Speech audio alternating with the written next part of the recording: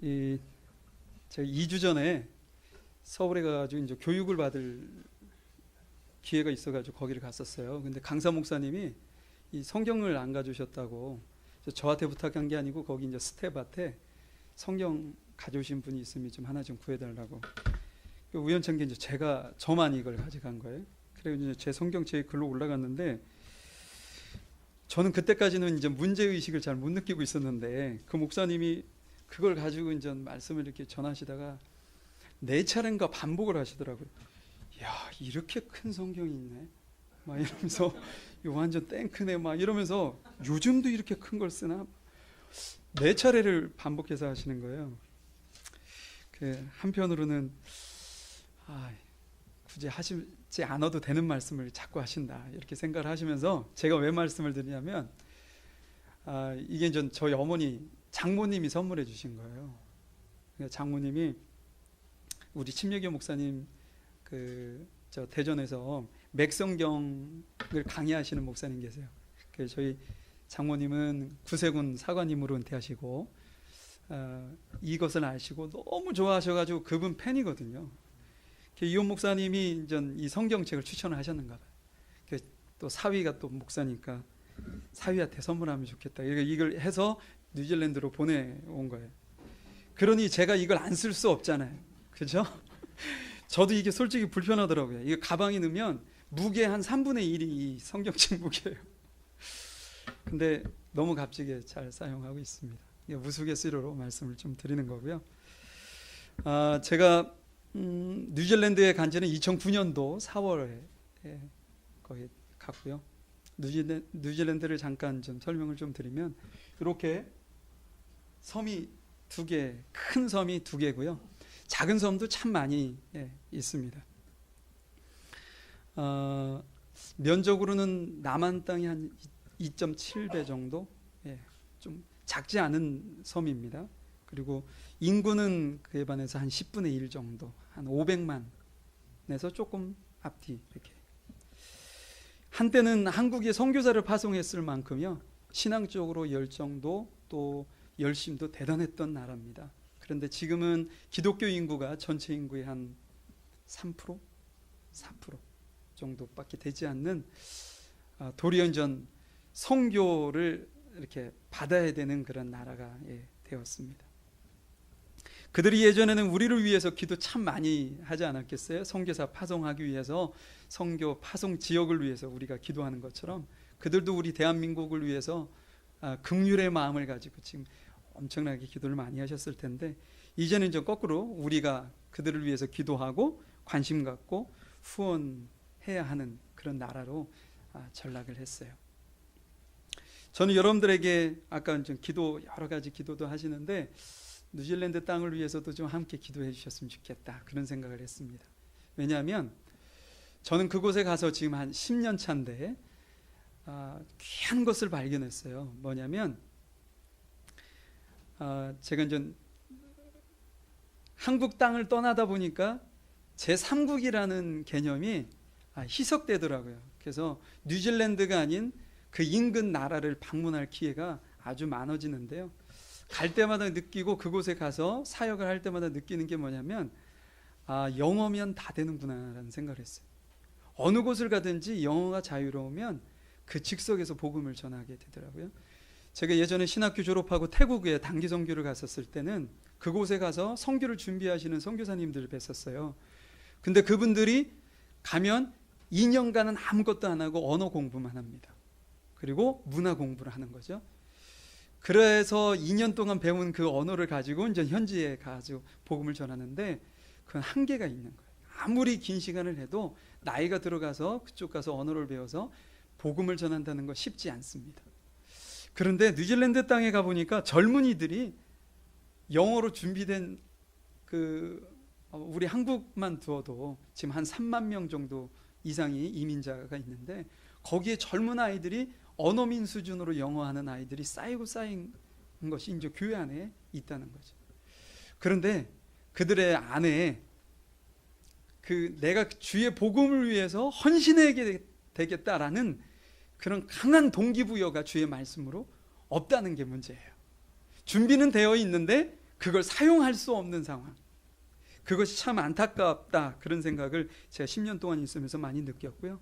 그래서 그 영혼들이 자신의 인생을 하나님께 드려서 주의 나라의 일을 위해서 내가 사용되어질 수 있구나 라는 어떤 강한 성령의 동기부여를 받을 수 있다면 복음이 뉴질랜드 땅도 회복시킬 거고 그 주변의 내 많은 섬나라에 아직도 복음을 듣지 못한 이들에게 주의 복음이 증거되는 놀라운 은혜가 있지 않을까 싶습니다.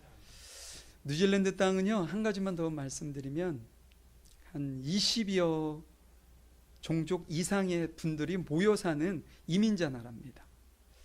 어떻게 보면 오늘 그 한 달 내내 들으셨을 그 나그네에 관한 그것과 연관이 되는데, 나그네들 이민 오고 싶어서 밀려오는, 그러나 그 나라에서 받아주지 않는 그러한 기가 막힌 나라이기도 합니다.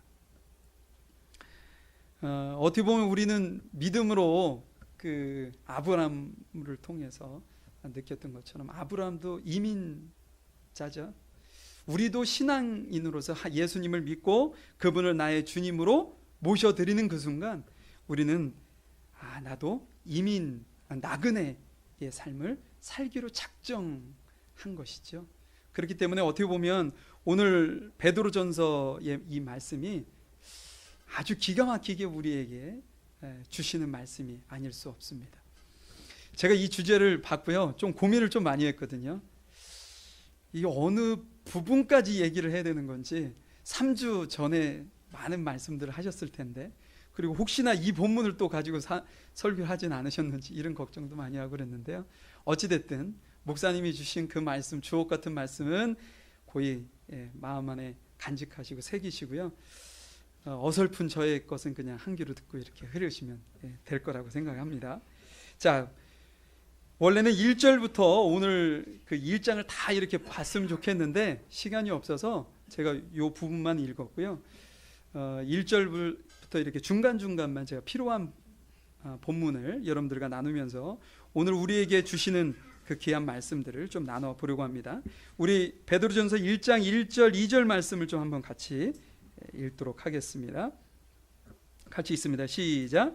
예수 그리스도의 사도 베드로는 본도, 갈라디아, 갑바도기아, 아시아와 비두니아에 흩어진 나그네, 곧 하나님 아버지의 미리 아심을 따라 성령의 거룩하게 하심으로 순종함과 예수 그리스도의 피 뿌리심을 얻기 위하여 택하심을 받은 자들에게 편지하노니 은혜와 평강이 너희에게 더욱 많을지어다. 아멘.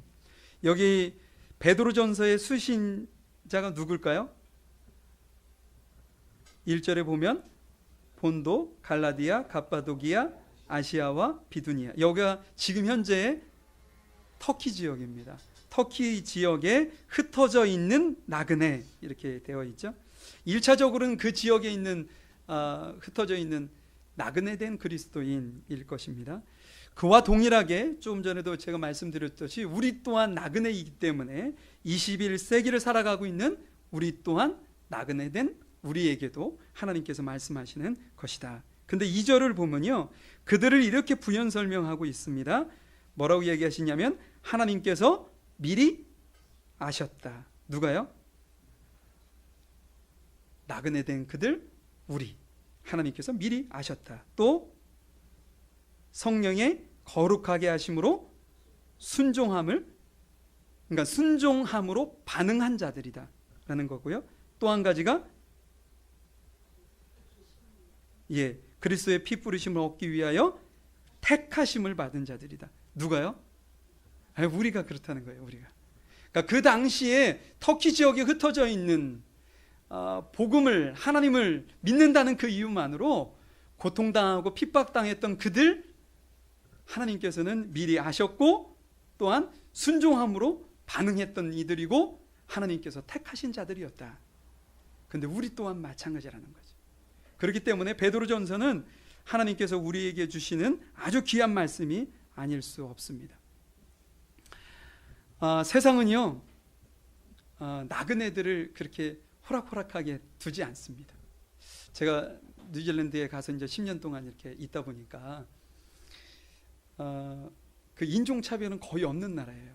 그래서 참 행복한 나라고요. 뱀이 없는 나라고요. 그래서 풀숲에 그냥 아무렇게나 그냥 자유롭게 막 들어갈 수 있는, 독종 뭐 그런 것이 별로 없습니다.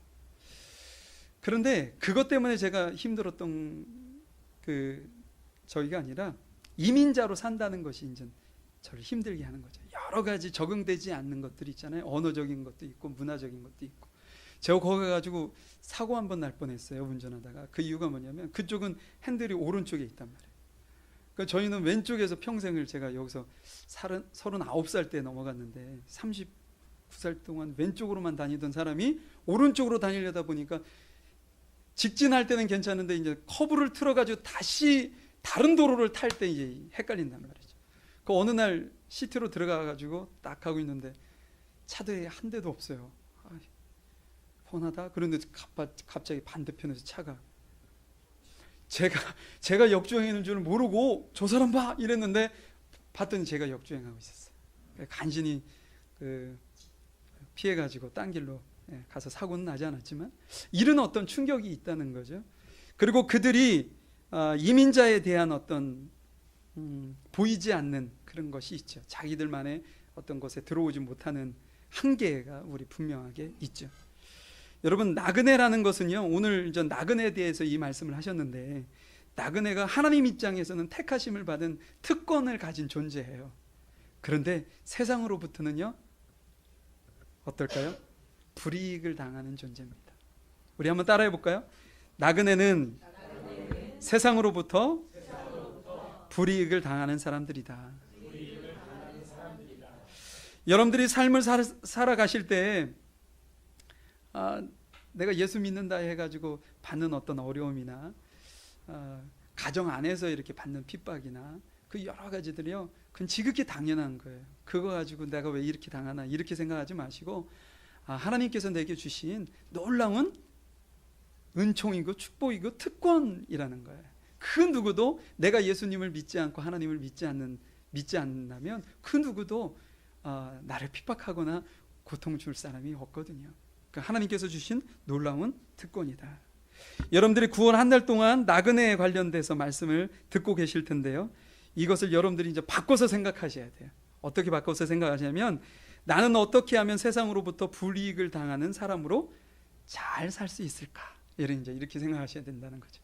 그러니까 나그네라는 것을 좋은 쪽으로만 생각하지 마시고, 어떻게 보면 특권이지만 내게 힘들고 어려움이 내게 큰 특권이다라는 생각을 가지고 여러분들이 세상 가운데 불이익을 잘 당하셔야 그리스도인으로 살아가시는 거예요. 세상에 나가지고 불이익을 당하지 않고 대접을 받고 있다 그러면 제가 생각했을 때 그리스도인의 삶을 제대로 살지 않고 숨기고 살아갈 가능성이 높아요. 우리가 하나님을 믿고 하나님을 내 아버지시다, 주님이 나의 주인이시다, 이런 믿음을 가지고 산다면 세상에 나가면 분명히 불이익을 당하게 되어 있습니다. 이 베드로전서의 기록 목적이 계속 고난당하는 그리스도인 나그네들을 위로하고, 그것으로 끝나는 것이 아니라 장차 너희들에게 그 이상의 그 더 큰 어떤 고난과 역경이 올 것인데 그때에도 변함없이 잘 감당하기를 격려하고 있는 책이라는 것입니다.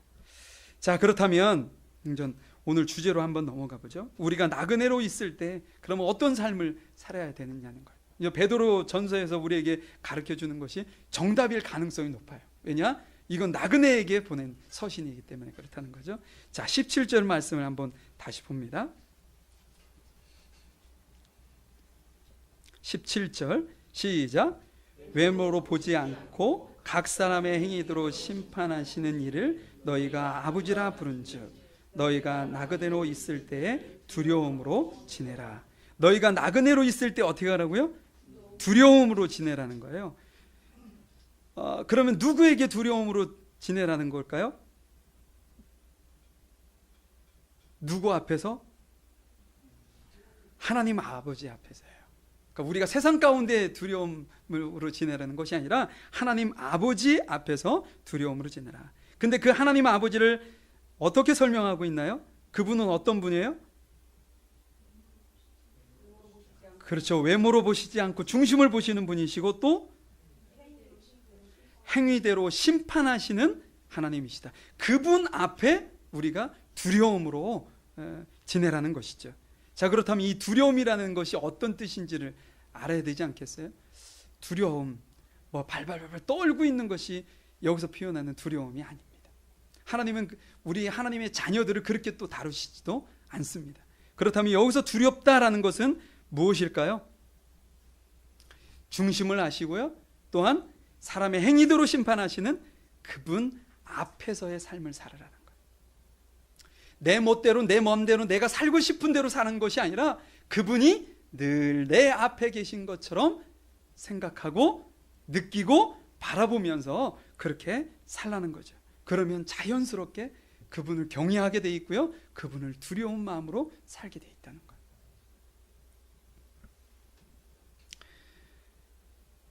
자, 그렇다면 이제 구체적인 것을 조금 알아보려고 해요. 우리가 나그네로 있을 때 두려움으로 하나님 앞에 서야 되는데, 그분 앞에서의 삶을 살아야 되는데, 구체적으로 그럼 우리가 그분만 오직 바라보며 그분 앞에서의 삶을 살아야 되는데, 어떻게 우리는 그분을 바라보며 살 수 있느냐, 이제 3절 한번 보도록 하겠습니다. 3절, 4절, 5절. 설교 초반인데요, 저에게서 그 재미를 기대하시면 안 됩니다. 저희 아내가 제가 단에서 가지고 이제 설교를 하면 제가 가끔씩 이제 교인들 지루하시고 졸고 그러실 테니까 좀 농담을 이렇게 또 하지 않겠어요? 그럼 항상 와서 하는 얘기가 농담 좀 안 하시면 안 되나? 그 이유가 더 서늘하게 만든다는 거예요. 여러분들 오늘 제가 농담도 안 하고요, 있는 얘기만 좀 하고 내려갈 텐데 조금만 집중하시면, 아직까지는 너무 잘 들어주셔도 너무 감사한데 기대하실까봐 언제 웃음을 주실까 이렇게. 자, 3절 한번 봅니다. 3절, 4절, 5절을 제가 볼 텐데요, 같이 읽습니다. 시작. 우리 주 예수 그리스도의 아버지 하나님을 찬송하리로다. 그의 많으신 긍휼대로 예수 그리스도를 죽은 자 가운데서 부활하게 하심으로 말미암아 우리를 거듭나게 하사 산 소망이 있게 하시며 썩지 않고 더럽지 않고 새하지 아니하는 유업을 있게 하시나니 곧 너희를 위하여 하늘에 간직하신 것이라. 너희는 말세에 나타내기로 예비하신 구원을 얻기 위하여 믿음으로 말미암아 하나님의 능력으로 보호하심을 받았느니라. 아멘. 여기 보니까요, 우리가 하나님 앞에서의 삶이라고 했는데, 우리가 하나님 앞에서의 삶을 살면 항상 하나님과 아이 컨택을 해야 돼요. 그분은 왼쪽을 보고 있는데 저는 오른쪽을 보고 있다든지, 그분은 정말 가난하고 어려운 이들, 지금 고통당한 이들에게 이렇게 시선을 고정하고 있는데 우리는 부한 자들에게 고정하고 있을 수 있단 말이에요. 그래서 우리가 하나님 앞에서의 삶을 살기 위해서는 그분의 눈에 내 눈을 맞추는 작업이 필요해요. 자, 그러면 그 어느 곳에 우리의 시선을 두어야 하는지를 우리에게 지금 말씀하고 있단 말이에요. 3절에 보니까 우리 주 예수 그리스도의 아버지 하나님을 찬송하리로다. 그의 많으신 긍휼대로 예수 그리스도를 죽은 자 가운데서 부활하게 하심으로 말미암아 우리를 어떻게 하겠다고요? 거듭나게 하사. 거듭나게 하사라는 단어와 그 다음이 너무나도 중요한 거예요. 무엇을 있게 하시려고요? 산 소망이 있게 하시려고 예수님께서 죽으셨고 부활하셨다, 이 말씀을 우리에게 하고 계십니다. 여러분, 산 소망, 우리가 바라봐야 되고 우리가 끝까지 시선을 놓치지 말아야 될 것이 뭐냐면, 하나님께서 우리를 위해 준비해 놓으신 산 소망. 여기서는 뭐 구원, 5절에 가면 이걸 구원이라는 표현을 썼고요, 13절로 가면 주실 은혜라는 표현으로 각각 다르게 사용은 했지만 다 동일한 의미입니다. 우리가 바라봐야 될 산 소망을 갖게 하셨다. 그런데 우리가 세상으로부터 아까 뭐라고 했어요? 나그네는 불이익을 당하는 사람이라고 했잖아요. 그런데 우리가 불이익을 당할 때 불평하거나 낙심하거나 좌절하지 아니하고 승리할 수 있는 힘, 능력을 주는 것이 어느 것이냐? 하나님만이 우리에게 주시는 이 산소망이다. 산소망이 있는 사람과 산소망이 없는 사람하고는 너무나도 다른 삶을 살게 되어 있다, 이런 말씀을 하시는 겁니다. 이 산소망을 갖지 못하면 어떤 일이 벌어지느냐? 세상에서 출세하지 못하는 것이 원망스러워요. 세상에서 돈 많이 벌지 못하는 것이 어느 때는 원망스럽기도 합니다. 내 자손이 좋은 대학, 좋은 직장에 출세하지 못한, 이렇게 들어가지 못하는 것이 원망스러울 때도 있어요. 영원한 가치를 위해 내 삶을 드려야 한다는 것이 믿어지지 않기도 합니다. 내 인생의 전부를 팔아서까지라도 취해야 할 그 보화, 없어지지 않는 그 보화를 보지 못한다는 것. 세상 사람은 더 지혜롭게 사는 것처럼 여겨지기도 합니다. 누가요? 산소망을 갖지 못한 사람들. 그러나요, 산소망을 가진 그들은요, 세상의 시각으로는 너무나도 초라하지만 오늘 본문 그 4절에 보니까 썩지도 않고 더럽지도 않고 새하지도 않는, 우리에게 유업을 얻게 되는 존귀한 존재라고 설명하고 있습니다. 이처럼 산소망은요, 세상에 속한 것과는 그 성질이 정반대예요. 어떻게 정반대냐면 썩지도 않고 더럽지도 않고 새하지도 않는다고 했잖아요. 그 세상 가운데 썩지 않는 것이 어디 있습니까? 더럽지 않는 것이 어디 있어요? 새하지 않는 것이 어디 있어요? 다 새합니다. 그런데 썩지 않는 이유는 더 이상 죽음이 지배하지 않는 것이 산소망이기 때문에 그렇고요.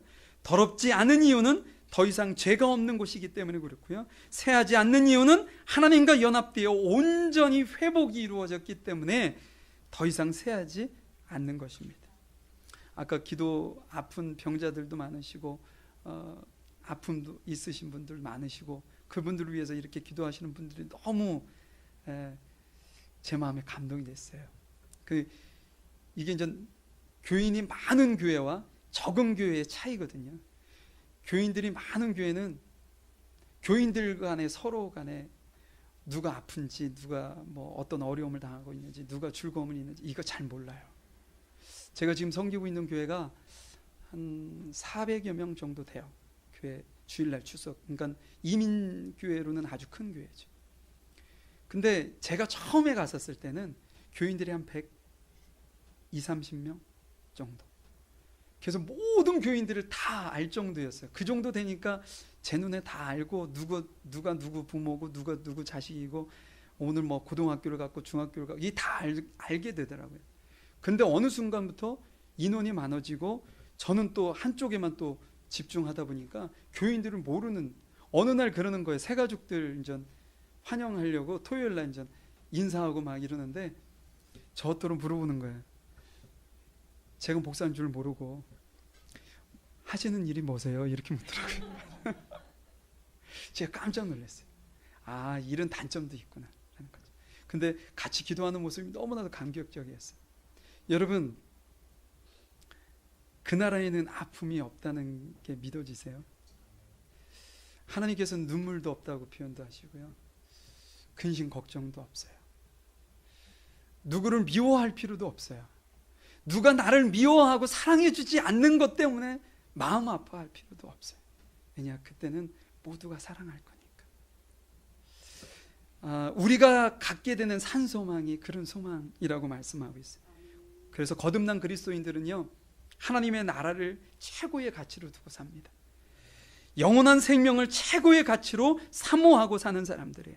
하나님께서 내게 약속하신 것을 끝까지 붙들고 가는 것이 거듭난 그리스도인들입니다. 하나님께서 주시는 그 축복을 끝까지 사모하며 가는 것이 우리 거듭난 그리스도인들이라는 거죠. 이처럼요, 거듭났다, 구원받았다 라는 문제는요, 단순히 죄를 용서받았다, 아니면 의롭게 되었다, 이 선이 아니라는 거예요, 여러분. 그 이상의 변화의 사건이 우리 안에 존재한다는 것을 우리에게 지금 말씀하고 있어요. 출애굽 사건을 여러분 보면 아실 거예요. 하나님께서 그들을 사랑하셔서 10가지 재앙을 통해서 그곳에서 건져내십니다. 그런데 여러분, 마지막 10가지 재앙까지 문설주에 피를 바르는 유월절이 지난 다음에 바로왕이 손을 탁 들고 그래 다 가라. 그리고 400년 동안 너희들에게 그 주지 못한 월급도 다 챙겨서 가라. 이래서 다 나왔다고 쳐보자고요. 그런데 그 중에 단 한 사람이라도 그곳에서 나오지 않고 아니요 저는 애굽이었습니다 라고 살아간다면 그 사람에게는 출애굽 사건은 남의 얘기가 되고 맙니다. 우리가 예수님을 믿고요, 우리가 예수님을 나의 구주로 믿는다는 것은 어떤 거냐면 가치관의 변화, 내가 최고의 가치로 두고 살았던 것의 이동이거든요. 세상 가운데 두었던 내 마음, 내 어떤 가치를 이제 오직 주님 앞에 놓고 사는 그런 자의 삶이 이 거듭난 그리스도인이라는 사실을 우리에게 말씀하고 있다는 거예요. 자, 그렇다면 여러분 우리 14절 한번 볼까요? 14절 같이 읽습니다. 시작. 너희가 순종하는 자식처럼 전에 알지 못할 때 따르던 너희 사역을 본받지 말고. 여러분 이거 쉬운 성경으로 제가 읽어 좀 드릴게요. 전에는 몰라서 하고 싶은 대로 악한 일을 저질렀지만, 이게 이제 믿기 전이죠. 이제는 예수님을 믿고 난 다음에는 하나님께 순종하는 자녀로서 예전처럼 살아서는 안 되는 것입니다. 이렇게 말씀하고 있어요. 이게 이제 누가 거듭났느냐라고 물었을 때 이제 두 가지 시제를 얘기하죠. 믿기 전과 믿은 후, 하나님을 알기 전과 하나님을 안 후, 이렇게 나눠서 설명을 하는데 이 쉬운 성경이 저는 참 알아듣기 편해요. 전에는 몰라서 하고 싶은 대로, 내가 하고 싶은 대로 살았지만 이제 하나님을 믿고 난 이후에는 하나님께 순종하는, 그러니까 믿는 자녀라는 표현도 분명히 쓸 수 있지만 이 베드로는 순종하는 자녀라는 표현을 썼다는 거예요. 그 의미가 있는 거죠. 믿는 것과 순종하는 것은 똑같은 거지만 우리는 구별해서 자꾸만 생각하려고 한단 말이에요. 믿는다는 건 순종한다는 얘기인데 지금 베드로가 그 얘기를 하고 있습니다. 하나님께 순종하는 자녀로서 예전처럼, 믿기 이전처럼 살아서는 안 된다라는 표현을 우리에게 말씀하고 있습니다. 어떻게 살아야 된다고요? 순종하면서 예전처럼이 아닌 예수 믿고 난 이후처럼 살아야 된다는 거예요. 자, 그러면 제가 이제 이걸 조금 쉽게 한번 접근을 한번 해볼게요. 뭐 상처받으실 분은 없으리라 생각을 하고 예전처럼 살지 않는다는 건 뭘까라는 거예요. 우리가 이제 예수님을 믿기 이전의 삶이 분명히 있잖아요. 저는 어머니가 저 태어날 때부터 신앙생활을 하셔가지고 데리고 다니셨어요. 그래서 뭐 흔히 이제 세상에서는 모태신앙이라는 표현을 쓰는데 그러다가 이제 다 떠나시고 저만 남았다가 다시 돌아온 케이스예요. 예. 그런데 여러분 우리가 이제 예수를 믿기 전과 믿은 후의 삶을, 믿기 전의 삶을 살면 안 된다고 이렇게 표현하는데 제가 어떤 설명을 드리고 싶으냐면 하나님을 믿은 후에 우리는 어떤 변화가 있어요? 주일 성수하죠. 네, 주일날은 될 수 있으면 다른 곳에 안 가고 예배 먼저 드리죠. 또 예수 믿고 변하신 게 별로 없으신가 본데요. 뭐가 있을까요? 예수 믿고 난 다음에 변화. 예, 기도하는 생활을 하죠. 예, 기가 막히게. 예, 또 무거운 짐을 내려놔요. 그죠? 예전까지 내가 지고 다녔던 거. 또 두 가지만 더 볼게요. 예. 11조를 하나님께 드려요. 예. 믿기 전에는 꿈도 생각도 못했던 거죠. 그죠? 그리고요.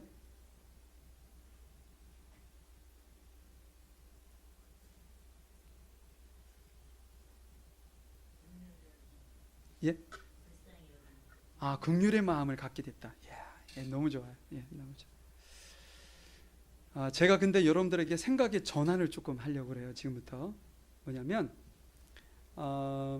주일 성수하시고요, 11조 하시고요, 감사원금도 하시고요, 구제도 하시고요, 교회 와가지고 봉사도 하시잖아요. 그 다음에 뭐 성가대가 있으면 성가대로 봉사하시기도 하시고요. 예, 저희 아내가 성가대인데 3호로 주일날 가면 얼굴 한 번 못 봐요. 성가대는 성가대들을 나름대로 바쁘고 저는 저 나름대로 바빠가지고 아침에 갈 때 잘 가요 하고 저녁에 집에 와서 보거든요. 그렇게 바빠요. 성가대도 합니다. 이것이 믿기 전의 삶을 살지 않는 것은 아닙니다. 누가복음 3장 7절 한번 펴보시도록 할게요. 누가복음 3장 7절입니다.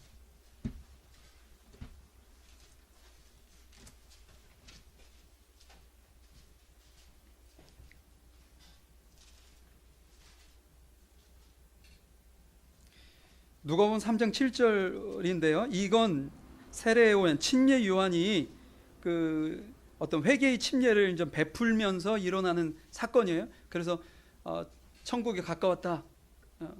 그 회개하고 그 침례를 받아라. 뭐 이런 어떤 선포가 계속 이루어지는 그때 종교 지도자들도 있었고 그 많은 무리들이 그 이야기를 듣고 세례를 침례를 받기 위해서 지금 나오고 있는 장면에 요한이 한 이야기입니다.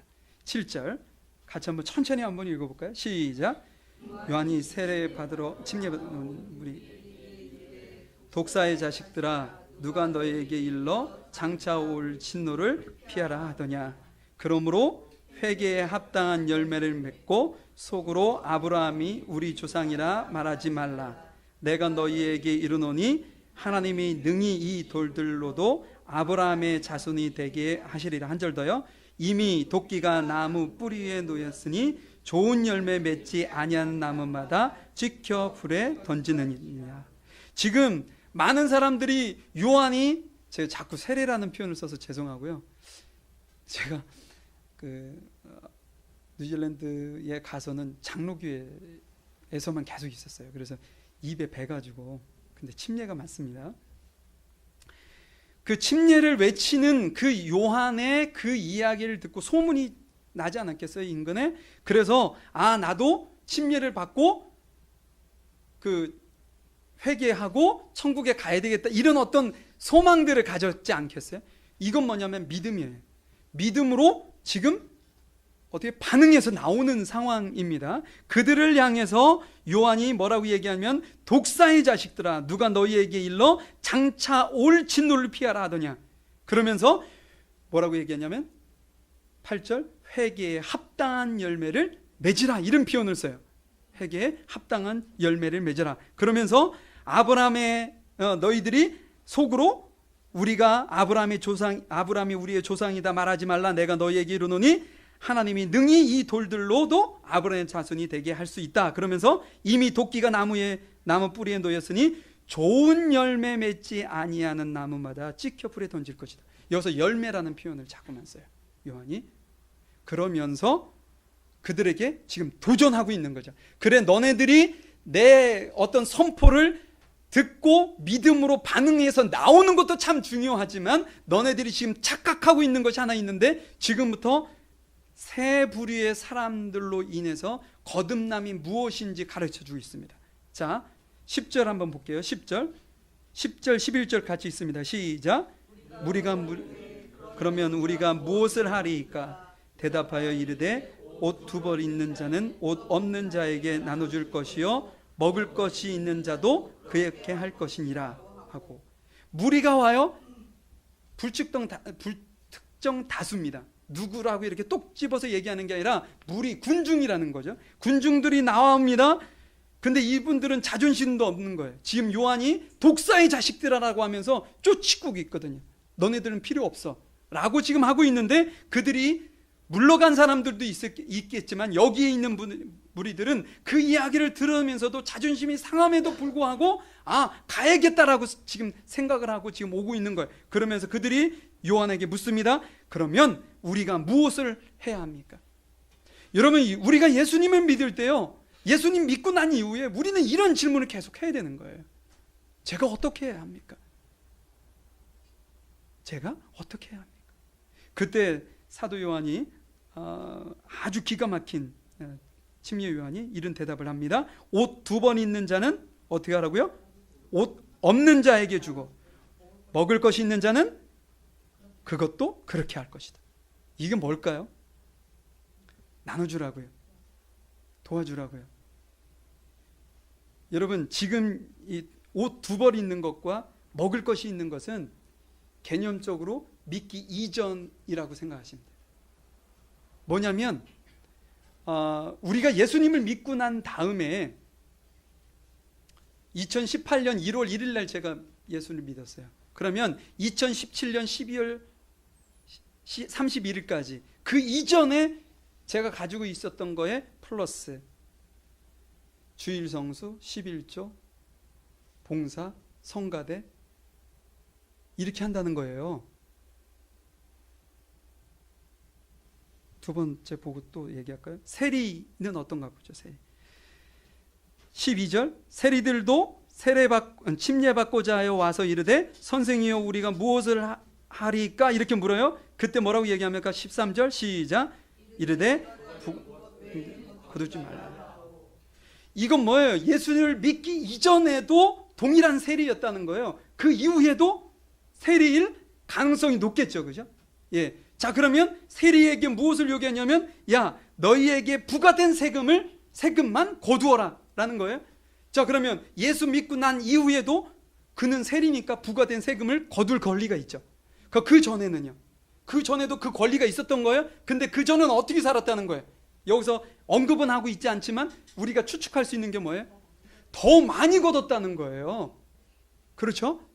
이 개념을 여러분들이 좀 이해하시고, 자 14절 한번 봅니다. 14절 시작.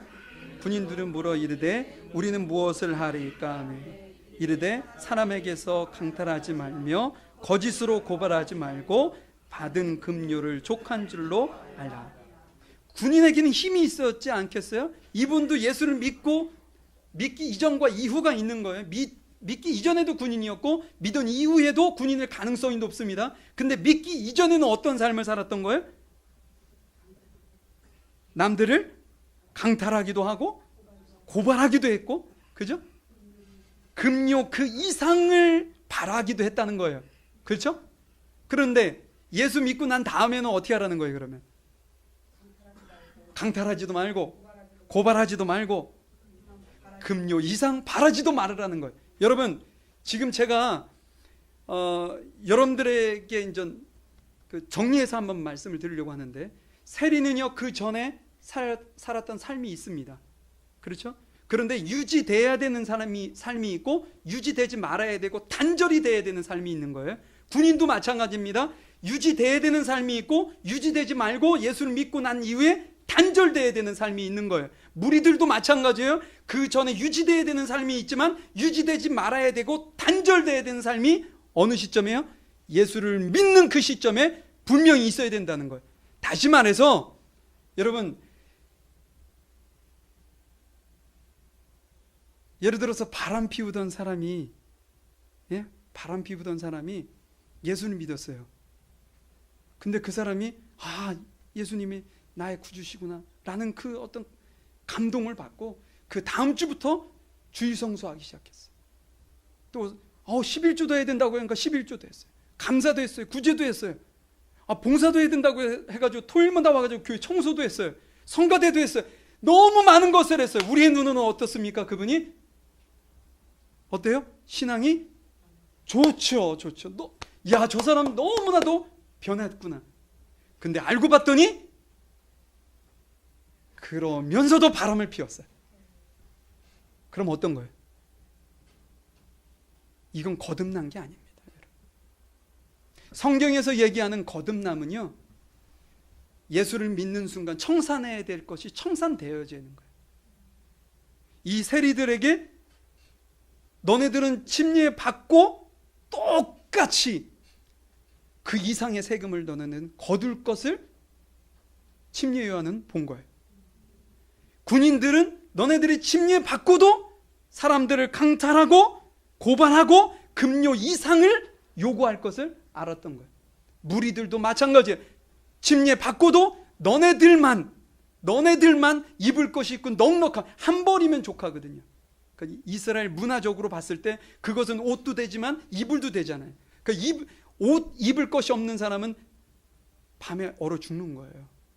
그래서 두 벌이 있는 자는 없는 자에게 나눠 줘야 되는 거예요. 왜? 생명을 구원하기 위해서. 근데 침례받고 예수를 믿었다고 하는 사람이 자신은 먹고 넘쳐나는데 죽어가는 영혼에게 눈길을 돌리지 않는다는 것은 거짓이라는 거죠. 지금 요한이 얘기하는 말씀은 이 말씀이에요. 그 베드로 전서로 다시 오는데요, 이 베드로 전서에서 말씀하는 것도 마찬가지예요. 전에는 몰라서 하고 싶은 대로 악한 일을 저질렀지만 이제는 하나님께 순종하는 자녀로서 어떻게 하라고요? 예전처럼 살지 말으라는 거예요. 누가 이런 사람이에요?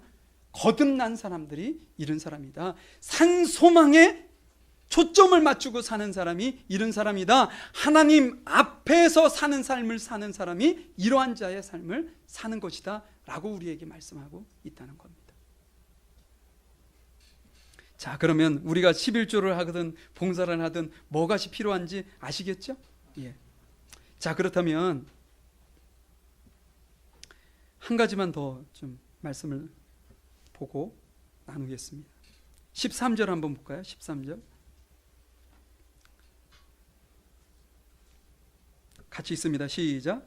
그러므로 너희 마음의 허리를 동이고 근신하여 예수 그리스도께서 나타나실 때에 너희에게 가져다 주실 은혜를 온전히 바랄지어다. 우리가 이제 바라봐야 되는 것은 이제 여기서 은혜라는 표현을 썼는데, 제가 요 구절을 잠깐 보려고 하는 이유가 뭐냐면 이 자세에 대한 부분을 여기서 말씀하고 있기 때문에 그렇습니다.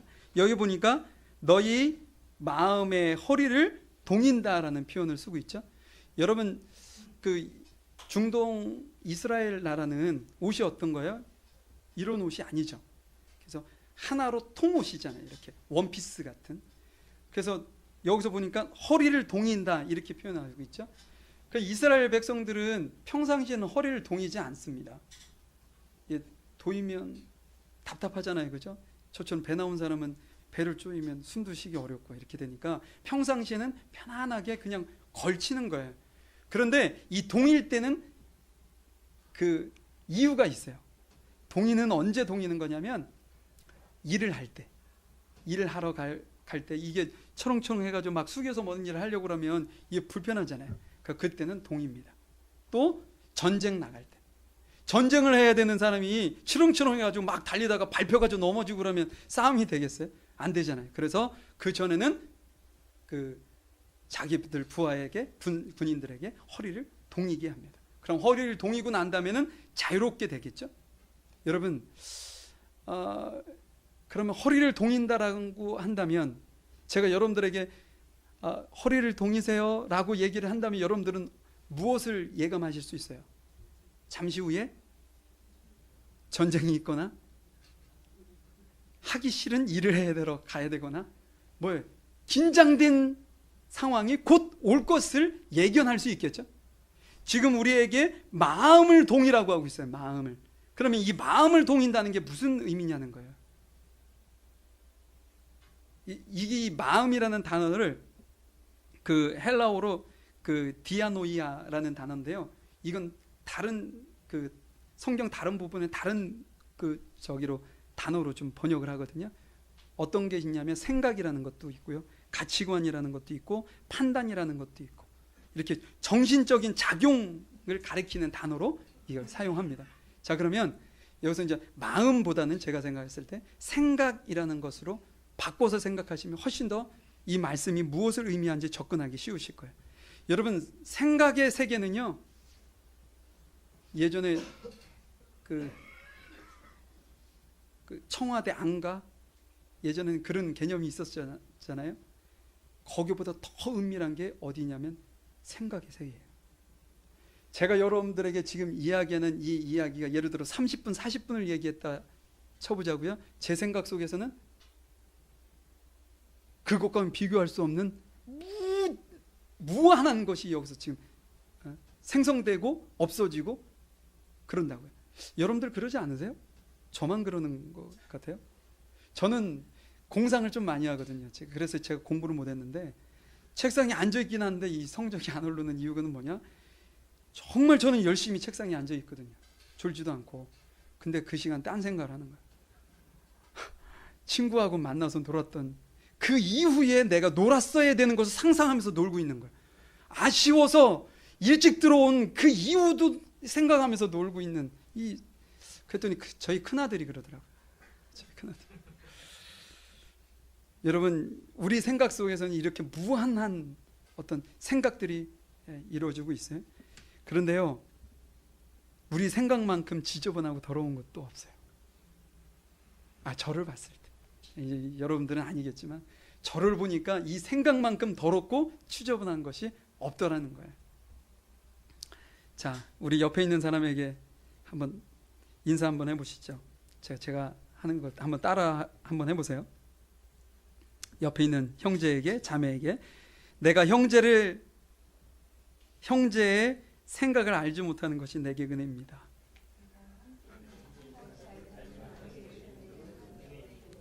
형제가 내 생각을 알지 못하는 것이 형제에게 은혜입니다.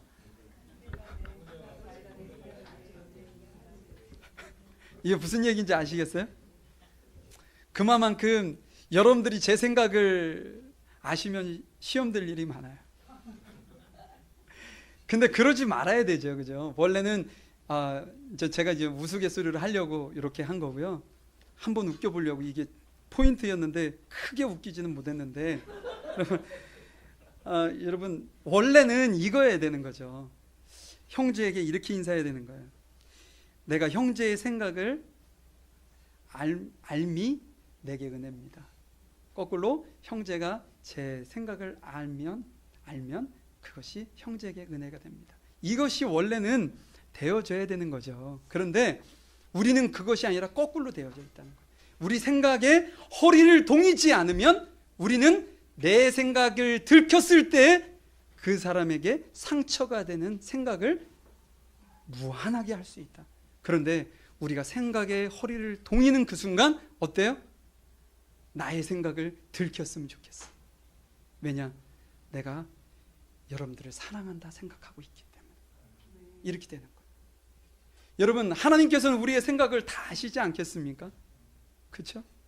근데 우리가 다 알고 계시는 그 하나님 앞에, 그 하나님 앞에서의 삶을 그분과 눈을 맞추고 그분의 생각이 내 생각이 되기를 간절히 소망하는 그 마음을 가지고 사는 나라면 내 생각을 동이지 않겠어요? 동일 수밖에 없다는 사실이죠. 여러분, 이게 산소망을 끝까지 바라보고 산다는 건 나그네로의 삶 때문에 세상 사람들로부터 불이익을 당하는 걸 참으며 산다는 거, 이것이 그렇게 쉬운 일은 아닙니다. 그렇기 때문에 우리가 간절히 도움을 구해야 되는 대상이 있어요. 그것이 성령입니다.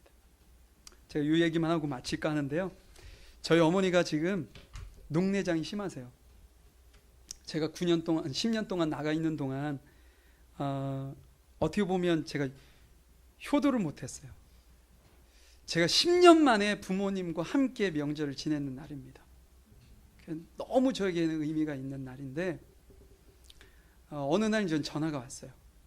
어머니가, 아버지한테 전화가 왔는데 어머니가 방에 틀어박혀 앉아가지고 울기만 하고 계신다. 그 이유가 뭐냐면 저보고 싶다고 울고 계신다는 거예요. 그 전에는 그런 일이 없었죠. 우리 어머니는 사내 대장부거든요. 그렇게 씩씩하신 분인데 그 믿어지지 않을 정도의 이야기를 제가 듣게 되었어요. 그 이유가 녹내장이 오셔서 빨리 이제 조치를 해서 안압이 올라가지 않게 했었어야 되는데 조그마한 병원에 계속 가니까 그냥 안약만 줘서 안약만 넣다가 계속 눈이 안 좋아가지고 어느 날 누구 소개를 받고 병원을 갔는데 녹내장입니다, 이 얘기를 들었는데 그때는 벌써 많이 늦은 상태였어요. 그 왼쪽 눈은 거의 시력이 나오지 않습니다. 시신경이 거의 다 죽었어요. 오른쪽 눈으로만 좀 그나마 생활을 하고 계시는데 눈이 좋았다가 갑자기 녹내장으로 앞을 보지 못하는 봉사가 될 수도 있습니다. 이 얘기를 들으니까 충격이 너무나도 심해서 바깥 출입도 안 하시고 계속 집안에서 울기만 하고 계셨던 거예요. 그래서 제가 부랴부랴 지금 나와서 했는데 제가 우리 어머니가 어떻게 사셨는지를 한눈에 알겠더라고요. 제가 살던 곳에서 지금 어머니가 사세요. 예전에 제가 살던 곳에서.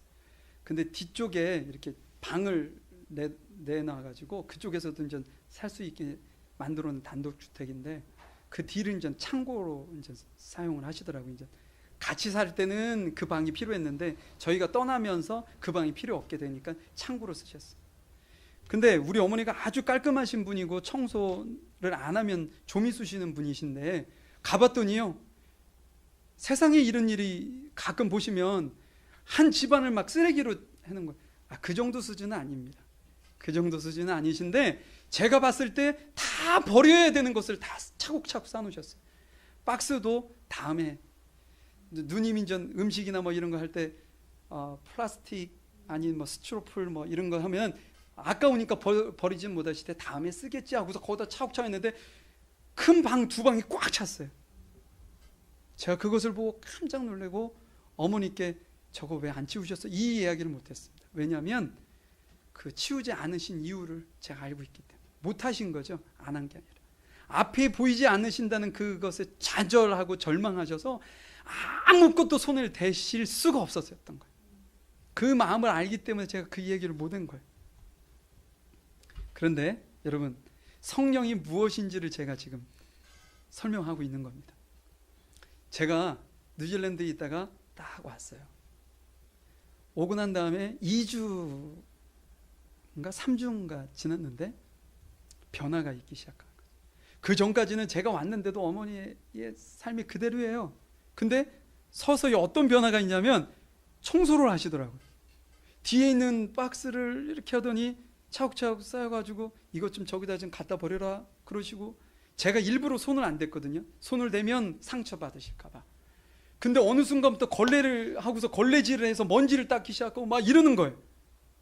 그리고 잠을 못 주무셨던 분이 한 번 잠이 들으시면 깰 줄 모르시는 거예요. 밤새도록 잠 잘 주무시고, 낮잠이라는 것은 생각도 못 하셨던 분이 낮잠을 주무시기 시작해요. 이렇게 물어봤어요. 어머니 어째 낮잠 주무시네요? 그랬더니 이상하게 아범이 온 이후에 잠이 이렇게 잘 오네, 이거예요. 여러분, 제가 어머니께 한 게 하나도 없습니다. 그냥 외국에 있다가 어머니 곁에 와 있을 뿐이에요. 제가 음식을 잘 못해서 어머니를 도와드리긴 하지만 음식도 결국은 어머니가 하시는 거예요. 그 제가 한 건 없는 거예요. 그런데 그분의 삶이 바뀌기 시작하더라고요. 그 전까지는 전혀 의욕이 없으셨던 분이 의욕이 넘치시기를 시작해요. 나가서 자꾸만 일을 하시려고 그래. 하지 마시라고 해도 자꾸만 하시려고 그래. 여러분, 제가 이 무슨 얘기를 하려고 하는 거냐면요, 저는 아무것도 한 것이 없어요. 그런데 어머니에게 그런 변화가 있었어요. 여러분, 성령이라는 그 하나님은 우리 곳에 오셔서 너무 많은 일을 하고 계십니다, 지금. 그렇죠? 그런데 우리에게는 그 성령께서 공급해 주시는 그 놀라운 능력과 힘으로, 그 에너지로 인해서 우리의 삶이 변화되지 않는 아이러니한 삶을 살고 있다는 사실이에요. 이거 너무 큰 충격 아닙니까? 제가 성령보다 더 힘이 있고 능력이 있어요? 절대로 그럴 수 없죠. 하나님은 그 능력을 그 무엇으로도 표현할 수 없을 만큼의 능력을 가지신 분이에요. 그런데 저는 와서 그냥 있었음에도 불구하고 한 영혼이 생기가 돌았는데, 성령께서는 우리에게서 늘 역사하셔서 우리의 생각과 우리의 시선이 주님만 바라보게, 산 소망을 바라보게 살아가도록 하시는, 부단히 우리에게 역사하시는 그 성령의 그 능력은 우리에게 미치는 영향이 너무나도 미미하다. 저는 제 스스로가 이 말씀을 준비하면서 많이 울었습니다. 내가 정말 본향을 사모하면서 살아가고 있는 그리스도이니까, 내가 정말 산소망이 나의 인생 모두를 바쳐서 바꿀 만큼 지금 현재의 삶에 그랬습니다 라는 부담감이 있습니다. 목사님 죄송한데 제가 조금만 더 죄송합니다. 말도 느리고 또 할 얘기도 많고, 제가 뉴질랜드를 간 지 10년이 됐어요. 갔었을 때는 불편했습니다. 왜 불편했냐면 언어도 틀리죠, 문화도 틀리죠, 여러 가지가 틀리기 때문에 불편했어요. 지금은요 전혀 불편하지 않습니다. 저는 한국에 온 게 불편해요. 더. 어머니가 계시고 친척들이 있고 선후배 그 동역자들이 있고 아는 분들이 있기 때문에 그냥 좋은 것뿐이지, 한 달이 지나니까 좀이 쑤셔요. 내가 있을 자리가 아니라는 생각이 자꾸만 들고 가고 싶은 생각이 들어요. 저를 기다리는 사람도 있고. 여기서 저는 너무나도 기가 막힌 사실을 제가 깨닫게 됐어요. 뭐냐면 저는 나그네거든요. 저는 어머니께 3년만 갔다 오겠습니다, 이 지키지 못한 약속을 하고 10년이 있었거든요. 그런데 처음에는 가서는 불편했어요. 왜? 내가 나그네로 있었기 때문에. 언제든 나는 가야 되니까 뭐 집도 살 필요도 없고 막 언제든 보따리 싸가지고 올 수 있도록 준비하면서 살았어요. 그러니까 얼마나 불편하겠어요. 아내가 뭐 냄비 하나 사자 그러면 3년 후에 갈 건데 왜 냄비를 사? 이래가지고 냄비도 그 사지 못하게 하고 있는 걸로 이렇게 왔는데, 그것이 지나고 내가 거기에 익숙해지기 시작하고 그곳이 참 좋구나, 내가 살아도 되겠다, 제 인생을 여기서 살아도 되겠다 라는 생각이 나를 지배하는 그 순간부터 저는 더 이상 한국 오고 싶은 생각이 없어졌어요. 어디 살고 싶은 거예요? 뉴질랜드에 그냥 살고 싶은 거예요. 여러분, 우리가 본향 천국을 바라보며 살아가는 우리입니다. 그런데 어느 순간부터 지금 여기 현재 살고 있는 여기가 너무나도 좋은 거예요. 맨 처음에는 처음으로 예수님을 믿고 내가 그분을 위해서 살겠다라고 다짐한 그때는 내가 지금 당장 죽어도 원이 없겠다라는 마음을 가지고 살았는데, 신앙생활을 하면서 1년, 2년, 3년, 4년 지나면서 우리 공동체가 너무 좋고 내가 살고 있는 이곳에서 이 정도 돈 있으면 그냥 살만하고 건강하고, 그러니까 본향이라는 생각을 잃어버리고 그냥 이곳에서 살았으면 좋겠다. 그러다가 내가 장수 한 120세 정도 돼가지고 살 만큼 살고 이제 갈 때 됐으면 그곳에 갔으면 좋겠다라는 생각으로 우리가 바뀌어가고 있다는 거예요. 여러분. 우리가 나그네로 있을 때 어떻게 살아야 합니까? 지금 제가 여러분들하고 말씀을 이렇게 나누긴 했지만 저 자신부터가 부끄러워요. 이것은 그냥 지식적으로만 와닿는단 말이에요. 근데 하나님께서 원하시는 건 그것이 아니라는 거예요. 그리스도를 믿는 그 순간, 아까 얘기했죠, 무리, 세리, 군인들이 예수를 믿는 그 순간 청산해야 될 것을 예수님께서 우리에게 말씀하시는 것처럼 우리가 지금 이 순간 버려야 될 것이 있다는 거예요. 그것을 제대로 버리고 버린 대신에 본향을 향하여 우리가 온전히 마음을 드리고 나아갈 때 하나님께서는 우리를 통해 영광 받으시는 것이고, 우리 또한 그 나라의 백성으로 백성다운 삶을 우리가 살아가는 것이 될 것입니다.